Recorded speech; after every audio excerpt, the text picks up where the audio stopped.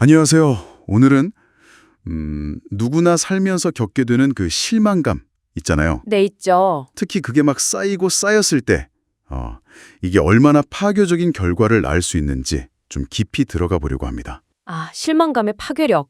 중요하죠. 네, 어떤 주일 설교 말씀을 바탕으로 성경 속 인물들 이야기를 좀 들여다볼 건데요. 성경 인물들이요? 흥미롭네요. 이 자료가 진짜 흥미로운 게 우리가 보통 간과하기 쉬운 어떤 개인적인 실망이나 원한 같은 거 있잖아요. 네네. 그게 역사의 흐름을 바꾸는 엄청난 사건의 시작점이 될 수도 있다는 걸 보여주거든요. 와, 개인적인 감정이 그렇게까지요? 네. 어쩌면 지금 당신이 느끼는 어떤 감정하고도 딱 연결되는 지점이 있을지도 모르겠어요.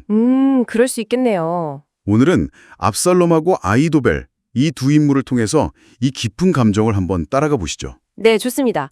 이 자료가 특히 주목하는 건 왜 존경받던 인물들이 갑자기 배신자로 돌아서는가 하는 점인데요. 그게요.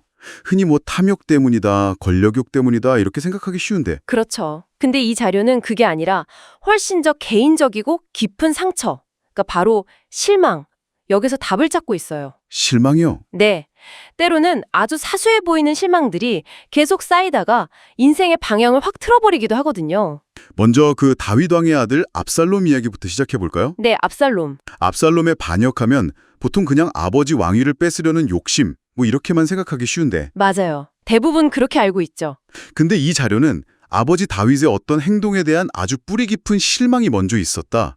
이런 관점을 제시하네요. 그렇습니다. 이제 사건을 완전히 다르게 보게 만들죠. 그러니까요. 그 사무엘하 13장을 좀 자세히 들여다보면요. 압살롬의 누이 다말이 있잖아요. 네, 다말. 이복 오빠인 암논에게 정말 끔찍한 일을 당합니다.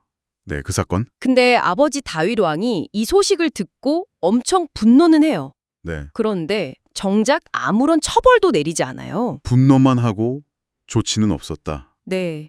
압살롬은 그 고통을 무려 2년 동안 그냥 속으로 사귀다가 결국 자기가 직접 암논을 살해하죠.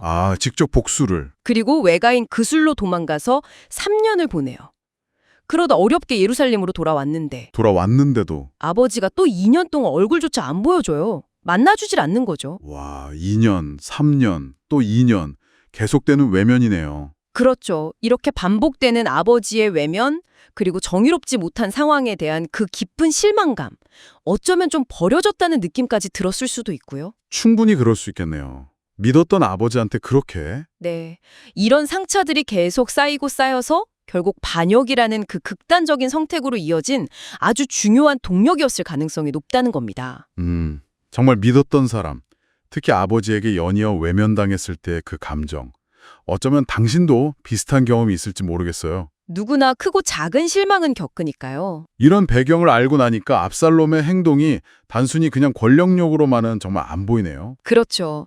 훨씬 복잡한 감정이 얽혀 있는 거죠. 압살롬이 이제 아들로서 겪은 실망이었다면 이번에는 다윗의 가장 믿었던 책사, 친구라고도 할 수 있는 아히도벨 경우를 좀 보죠. 네, 아히도벨. 이 사람은 왜 모든 걸 버리고 압살롬 편에 섰을까요?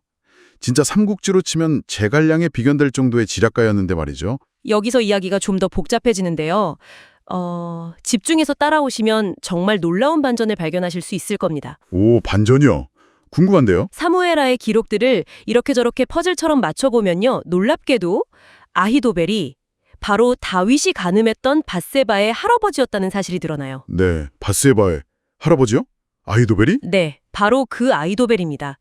다윗은 그의 정말 충직한 부하였고 아히도벨에게는 손녀 사위였던 우리아를 전쟁터에서 죽게 만들고 우리야. 네, 그리고 그의 손녀 밧세바를 차지했던 거죠. 와, 세상에. 그렇다면 아히도벨의 배신은 어떤 정치적인 계산?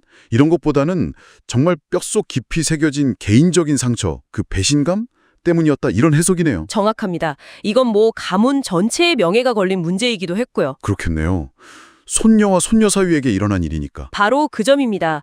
개인적인 차원을 넘어서는 아주 깊은 배신감, 그리고 가문의 수치, 이게 그를 움직인 결정적인 요인이었을 거라는 거죠. 그래서 압살롬에게 그런 조언을 했던 거군요.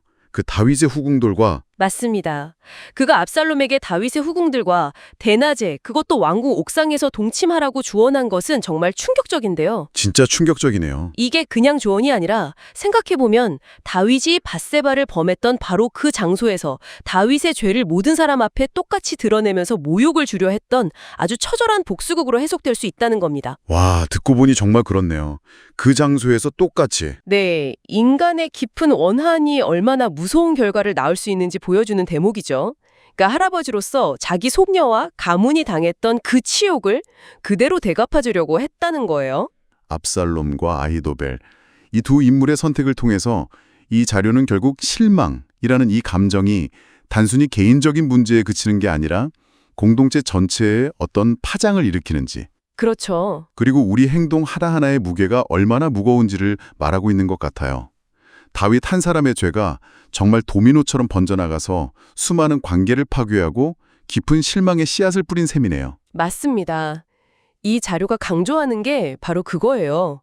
우리의 행동 하나하나가 그게 뭐 죄든 아니면 선행이든 간에 이 복잡하게 얽힌 관계망 속에서 연쇄적인 파장을 일으킨다는 거죠. 네. 그리고 결국은 어떤 식으로든 그게 우리 자신에게 다시 돌아온다는 점을 강조하고 있습니다. 나비 효과 같은 거네요. 그렇죠. 죄가 단순히 신과의 관계 문제만이 아니라 주변 사람들과의 관계를 얼마나 심각하게 손상시키는지를 보여주는 동시에 또 반대로 생각하면 아주 작은 선한 행동이라도 긍정적인 관계의 파동을 만들어낼 수 있다는 어떤 희망적인 메시지도 같이 던지고 있어요. 아, 그건 또 희망적이네요. 네, 행동의 결과는 결코 나 자신에게만 머무르지 않는다는 거. 이게 핵심입니다. 네. 오늘 이야기를 통해서 실망이라는 감정의 그 강력한 힘, 그리고 우리 행동이 가진 영향력이 생각보다 훨씬 넓다는 걸 다시 한번 생각해 보게 되네요. 맞아요. 관계 속에서 정말 신중해야 하는 이유죠. 그렇습니다. 마지막으로 이 자료가 던지는 성찰의 질문을 당신께 한번 드리고 싶습니다. 네, 어떤 질문인가요? 행동이나 습관의 변화 같은 거 있잖아요.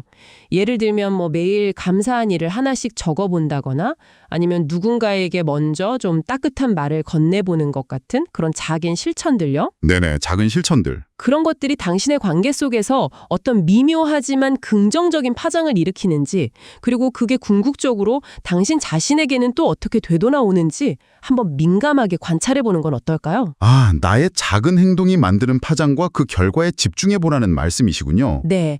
어쩌면 인생에서 우리가 피할 수 없는 큰 실망의 파도를 만났을 때 바로 그런 작은 노력들이 쌓여서 당신에게 예상치 못한 지혜와 힘을 줄지도 모릅니다. 네, 정말 깊이 생각해볼 만한 질문인 것 같습니다.